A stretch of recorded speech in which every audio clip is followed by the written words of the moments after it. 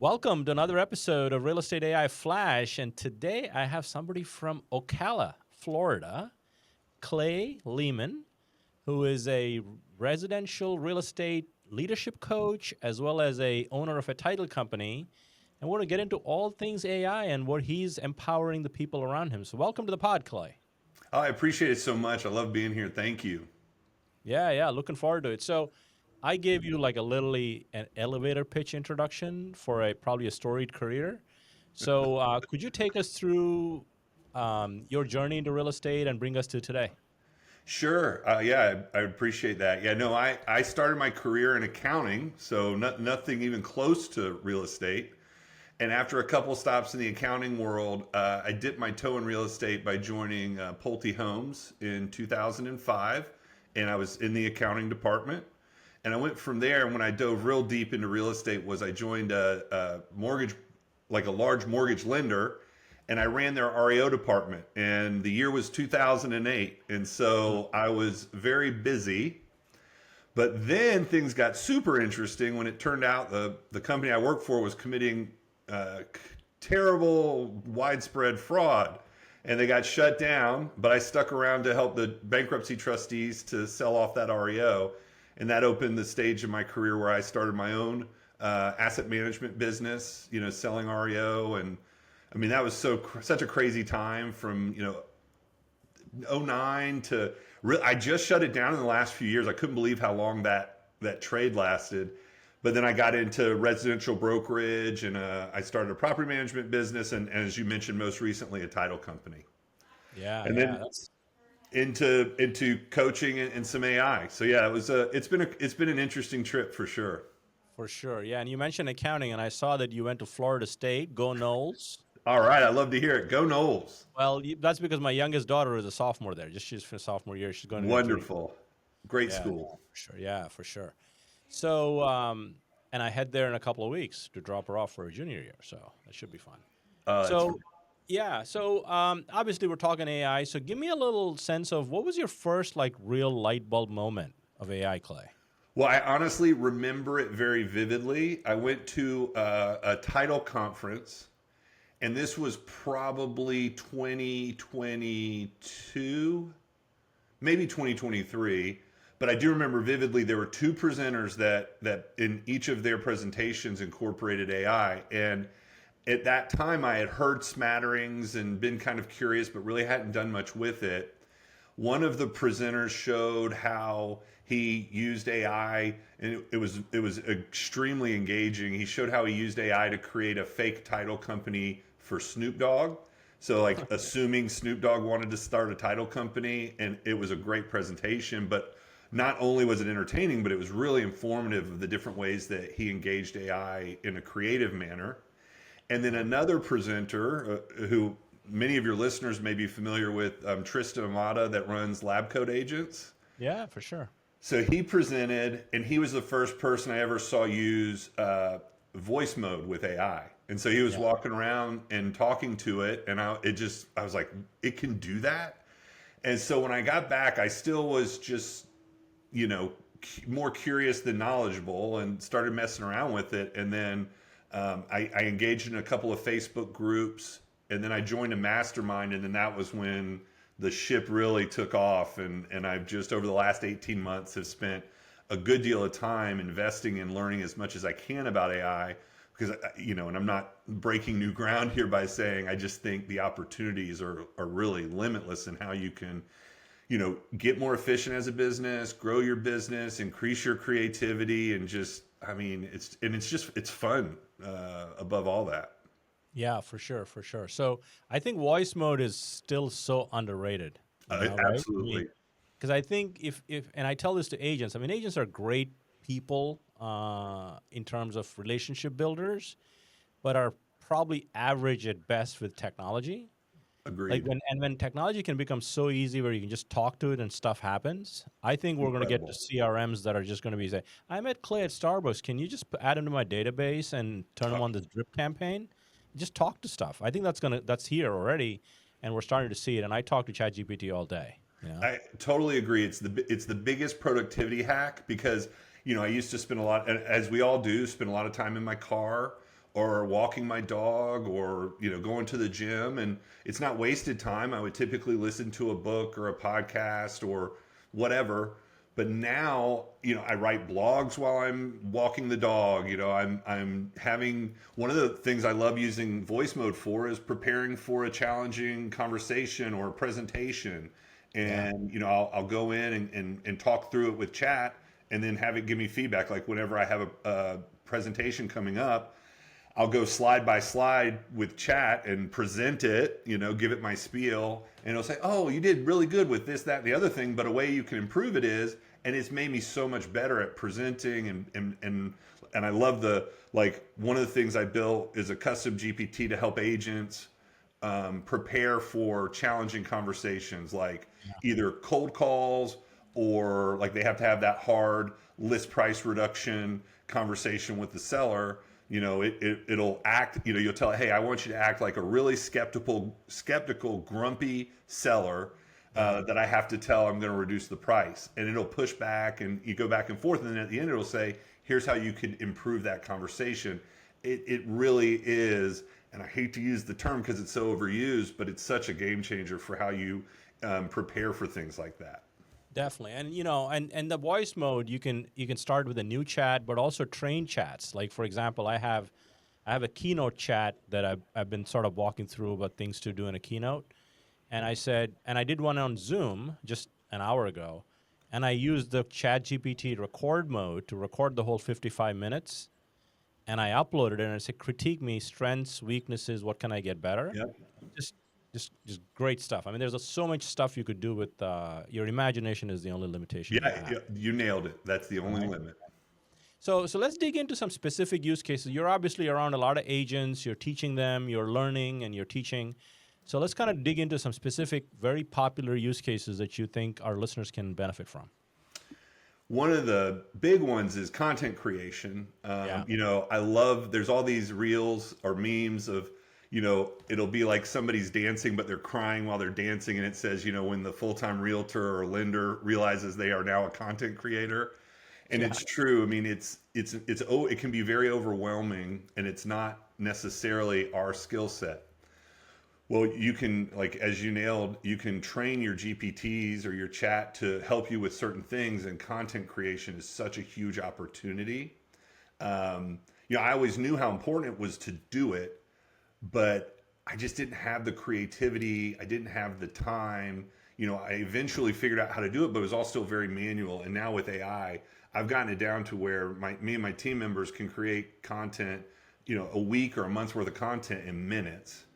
Um, Also So on can the we can we double click on that, Clay, a little bit before you go yes, to the next one? absolutely. So talk a little bit about your tools that you use to create this. Like, I mean, there's everybody's got their own AI tech stack. Sure. So just touch on the content creation AI tools you're sort of digging into. Yeah, absolutely. I mean, so the first thing I start with is with Chat GPT. I have trained custom GPTs. One is it's called Clay's Content Creator. I've trained it on my voice as well as some of the sort of concepts and things I like to bring into my conversations or in my content. And so I use that one to write blog. I mean, I used it to write anything. It's designed to write blogs. I made a deep research document that I used as a training document on best practices for blogs. But really, any content I want to create, like if I want to write a Facebook post, I kind of go in there and say, "Here's what I want to write." And I don't. I hope you don't mind if I go down this rabbit hole a little bit. One of the things people talk about a lot with the debate over using AI is authenticity and losing your voice. Yeah. And I am a big believer that if you lose your voice using AI, you're using it wrong. Correct. So 100%. when I ask it to help is the key word, help me write something. I don't say, write me a blog about market activity in Ocala or about sellers in Ocala or whatever. I go in and I'll generally write a paragraph or two on the topic saying, this is what I want to say. This is how I typically approach it. This is what I've been seeing in my conversations. This is, I try to provide it as much information as possible. It's much shorter than the time it would take me. The biggest thing for me when I'm writing something is not necessarily the idea, but it's neatening it up and making it kind of, Yeah. not pretty, but readable and engaging. And so chat or I should say AI kind of fills in the gap. And the reason I changed that to AI is I kind of like Claude for writing. So I Yeah. like Chat for a lot of stuff, but Claude seems to really nail the writing aspect of AI. It also is pretty good on analytics, but anyways, but for writing. So I'll write my blog with Claude, then I'll break it down, and I have a custom GPT that breaks long form content into short form content. So it'll take a blog and create between 5 and 7 posts for my channels, which are Facebook, LinkedIn, and Instagram. And then it'll also create 2 video scripts Hmm. for the short form content. It'll also give me image prompts that I'll then take into Midjourney to then create images. Although I'm starting to lean more into doing batch image creation so that I don't spend as much time on that because it's so much fun. Midjourney is such a fun tool to create images with, but I can really spend a lot of time in there trying to get that perfect image. Yeah. But that's kind of the tech stack would be. I have a Claude project trained on my voice. And then I have a custom GPT that breaks it down into short form content. And then I do my images in Midjourney. And then I use Go High Level for scheduling. The biggest barrier I think for all of us is time. So I try to batch create and then batch schedule as much of my social media as I can. That's very good advice because I think anyone, if you can plan ahead of time, right? I think you're just being very proactive versus reactive, right? Well, I think you're preventing yourself from coming up with excuses. It's Yeah. if you say I'm going to spend these 2 hours creating my content for the week, it just to me it's better than saying, and especially I mean I fall victim to this too. Is if you haven't prepared for your content for the day, then you're sitting there drinking your coffee saying, "Oh crap, I got to come up with some content," and it's just to me way less efficient than if you can sit down and plan it out. One thing though, not to talk out of both sides of my mouth, I tell people not to go beyond a month. The way I do it is I have I plan my content for the year, but only the themes, Yeah. and then I'll come in on a monthly basis and like dial it in, and then I revisit it weekly. And the reason I say that is I just feel like if you go out beyond a month, you're at risk for. I mean, the world changes in hours now, so to go that far out, you get a little wonky. So that's how Yeah. I go about my planning. Yeah. And if you're doing anything about AI, it's like minutes. World Oh, changes. dude, you can't. It's like before you even finish the sentence, it's changed. And we are recording this in early August, and Right. GPT-5 is threatening to drop at any instant, It's going to which be interesting. Yeah, which would be very interesting to see if they make any changes to custom GPTs and stuff like that. absolutely. I know they launched their new study mode, which I love for my kids. I saw it. I haven't engaged with it yet. So Yeah. it's So interestingly, I mean, it is a great way to learn anything. Number one, but they've not moved it into custom GPTs. Imagine if they had it in custom GPTs as one of the tools, like have your web, you have code analysis or whatever they call it, image creation. If they yeah. have study mode there, you could build custom GPTs to teach people things in the business. Versus now it just spits out the answer, right? So Well, yeah, no, I'm sorry. I didn't mean to interrupt. But speaking of how quickly AI changes, I love to read, and yeah, so about 8 months to a year ago, what I found was I would read a book and then I'd move on to the next one without really implementing or anything really from the book I had just read. Usually, I'd pick up some nuggets. So I started having chat create. I created custom GPTs that I called implementation GPTs. Well, what changed is now that Google Notebook LM is such an incredible tool. You upload things to it and then it becomes chattable. That's one of the things we've done as a team. You know, I learned not super early in my small business career, but years ago. I say that because I went years without doing this, but how important it is to document your processes. So we would 100%. document our processes. But then when you wanted to access I need to figure out how we do X. You had to word it correctly and look for it correctly and find it in the right place. Well, now that Google Notebook LM exists, we just uploaded our process manuals into Google Notebook LM and it turned it into a chat bot. So now you can just go in and say, well, how do I post EMD? even if you have it written in your process manual, earnest money deposit, it's smart enough to figure that out and finds it and brings you that information to you. Google Notebook is quickly becoming one of my favorite tools. Oh, it's I doubled down on it early on, and we are a Google shop at our company, Yep, me so too.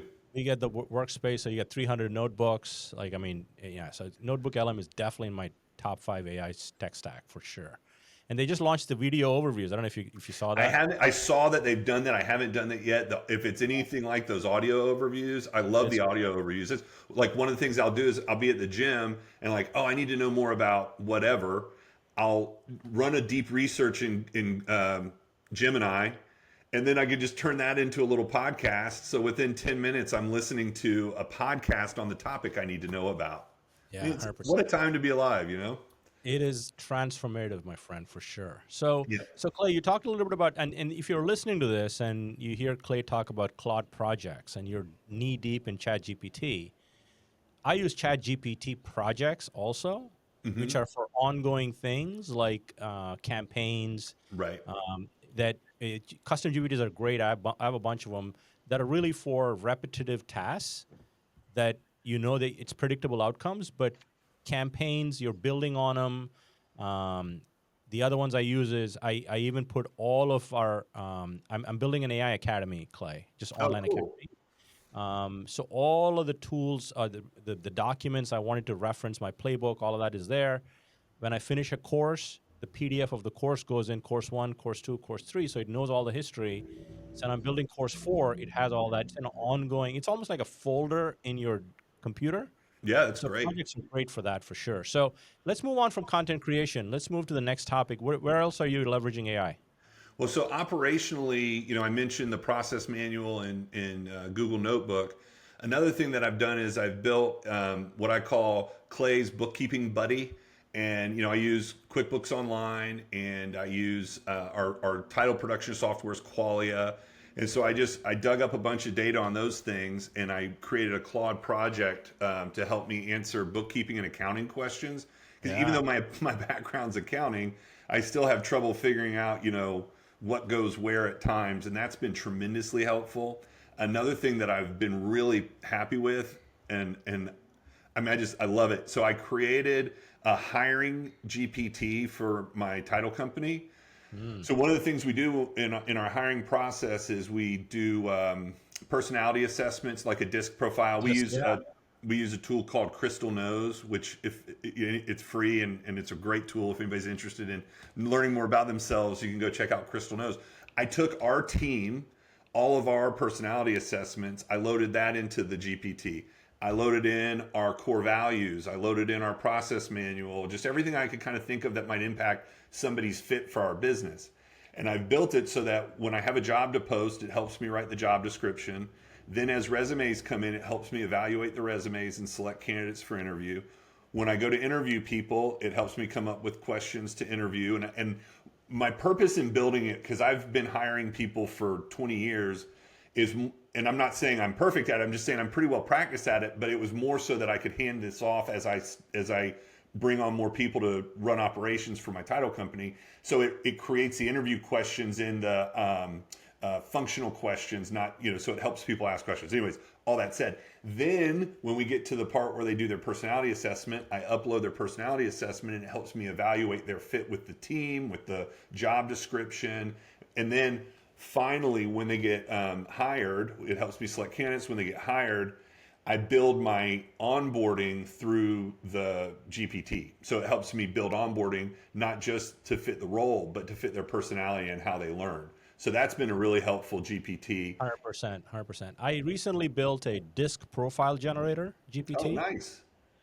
which is probably, I mean, it's all relying on public data, obviously, right? Sure. So, but it is really designed for how do you best work with people? So if I was sort of working with you, I can put, it has a confidence score of if Clay has a lot of content online, it can probably really nail down Makes the disk. sense. Yep. But if you're off the grid, it's not going to survive, So I'm going to Yeah. give it a 4 out of 10. And if I've taught this to agents, and agents are using it on their first client meeting. I How do you love that. communicate, right? How do you communicate with a person knowing their profile before you even say hello? I mean, right? So that's the first part of your conversation typically when you're going on an appointment with a new client, building rapport and figuring out how do they communicate. So to shortcut it like that, because yeah, what'll happen is then the person on the receiving end of that, meaning that you come in already speaking their language, they'll be like, "That is my person. They get yeah, me." That's yeah. awesome. I love that. Yeah, yeah. So cool stuff. So hiring GPT, onboarding, you have some efficiencies there for your business. And what else? Anything else? I mean, I'm probably 80% of my day is in one AI tool or another. Yeah. I love Gamma Oh yeah. for one of the things that I think people sleep on with Gamma. Obviously, if you're familiar with it, it's an amazing Presentation. presentation generator. But if you go in there, you can also turn it, say, instead of a presentation, give me a document. So I help Yeah. my clients use it to build lead magnets because you can build these really beautiful lead magnets in Gamma, and they're Yeah. continuing to improve it. And the thing I love about Gamma, now I do pay for it, but you don't have to. You get a huge amount of usage out of Gamma before you ever spend a dime. So Oh, I love Gamma's again. So Notebook LM and Gemini's products have come so far. Like when I first started messing with AI, they were kind of at the bottom of the stack or whatever. Man, I'm in Gemini a lot. I use it a lot for deep research. So whereas, and I know you know this, and just sort of expanding on that, when you go in and you ask a question of just normal chat or Claude or whatever, it spits it back out in a few seconds, and it's usually a pretty good answer. But deep research is like having a research professional go in and it'll search like hundreds of websites, and it takes usually 10 or 15 minutes, but you get such a robust report. It'll be like 30 pages on whatever the topic is. So for agents, it'd be a great thing. Like if you're going into a neighborhood you haven't sold in before and you want to know more about it, or let's say you relocate and need to know more about an area, it's great for that. Oh, and I don't want to forget to mention another tool that I love, which is Manus for oh yeah. agentic AI. Bro, Manus is so phenomenal. So like I'll go in and I'll like if I'm working with a new client, it'll help me build a marketing plan, research their area, find weaknesses in their marketing. I mean, it's you can set it up. You just basically instead of asking it questions and taking it through a task, you give it sort of an idea of what's the outcome you want. Where am I trying to get to, and Manus will get you there. And that's another one. I have like 15 favorite AI tools. So Yeah. So if you're listening, I mean, we're going to talk a lot about AI agents. There's a lot of broad definitions, and sure. everybody's talking about like automation. Automation is not AI. Mm, Where you start to think about, I mean, I'm sorry, automation is not AI agents, right? AI correct. agent, the concept of AI agents comes up when you empower AI to make decisions on your behalf and move the needle to the finish line with minimal human input. And to your point, Manus is great. GenSpark is also good right behind it. Those are the two that are sort of, I think we'll see a lot more innovation happen with true agentic Agreed. elements that we'll see more of that come up beyond. Even ChatGPT launched an agent recently, which is Yeah. good, but not as good as Manus. So good Agreed. takeaways there. Yeah. Well, no, and I want to. You really brought up an important point about AI's relationship with automation and vice versa. A lot of times I'll talk to people and they'll say, "Man, I really want to dig into AI," but then after talking to them for a little bit, really what they're looking for is automation. And a lot of times we're overlooking the automations that are available right under our noses. So I'll point them back to their CRM because oftentimes your CRM has amazing built-in automations that you Yeah. just haven't engaged with, and it's right there. I mean, one of the things that I advocate, and I say this almost like a hypocrite because I have such a deep tech stack, but is keep your tech stack as thin as possible and maximize the usage out of every tool before you add another. Because a lot of times, we suffer from shiny object syndrome, and we'll see a presentation on something and we'll think, oh, I must have that. And then guess what? It's already living in something you already own. You just haven't taken advantage of it. So Yeah, sorry, that's 100%. a little No, good. aside. Good advice there because I think I'm a believer in going deep versus wide. Yeah, you Right. nailed it. That's the way to say Right. it. And so that's good takeaway. So, let me finish up with a couple of questions for you, Clay, that I ask all my guests. I don't know if are you a book or a podcast person? Looks like you're a podcast person. Well, I enjoy podcasts, but I'm a book person. I Oh, okay. try to engage in 2 books a month, and I say engage because I listen to books more than I read them. Got it. So, what's the one book that's been deeply influential over others that you've read or heard that the listening audience agents should read? So buy back your time. That's the easiest question for me to answer. So it's Dan Martell's book, Buy Back Your Time. I put it up there with Seven Habits. Oh, wow. It's such a great book, and it's honestly, I think the title doesn't go broad enough to define what it helps, like kind of how it helps you understand things. But the big concepts out of there that have sort of helped me with some paradigm shifts are the concept of knowing your buyback rate and making sure that you're not doing work. I saw a quote that said you can't build $1 million business doing $10 tasks. Mm, And I think I've fallen into that trap of saving my company money by doing tasks that really should be hired out.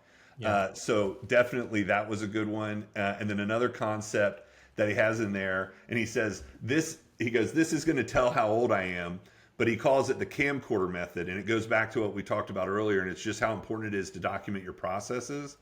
But between the tools we have on our computers, and then on top of that AI, it's so much easier to do now than it's ever been. But he goes through the whole process of documenting the process, handing it off to someone else, and then how to help solidify their understanding. It's just a really great book for busy people like you, me, and all your audience. Yeah, I'll definitely add it to the book list. Buy Back Your Time with Dan Martell. Oh, it's so good. Yeah. All right. So, final question for you is, you've been in the industry, around the industry for 2 decades, if not more, I Correct. guess, somewhere there. Um, if you were an agent starting today, what is the one piece of advice you'd give your younger self? Well, it's not as exciting and sexy as it could be, I guess, but I think it's dive deep into your CRM, fully implement, fully optimize.